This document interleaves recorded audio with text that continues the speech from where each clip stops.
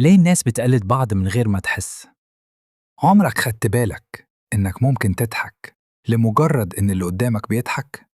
أو فجأة تلاقي نفسك بتتكلم بنفس طريقته من غير ما تقصد. الموضوع مش صدفة خالص، ده بيحصل بشكل تلقائي من غير تفكير. في مواقف كتير بنقلد اللي حوالينا، في الكلام، في الحركة، وحتى في تعبيرات وشنا، خصوصاً لما نكون مرتاحين للشخص ده. كل ما تحب حد أو تنسجم معاه، كل ما تبدأ تقلده أكتر من غير ما تاخد بالك. والغريب إن ده بيحصل بسرعة جدا.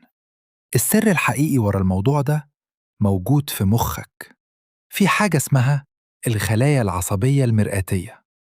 الخلايا دي بتخليك تحس باللي قدامك وتفهمه كأنه أنت.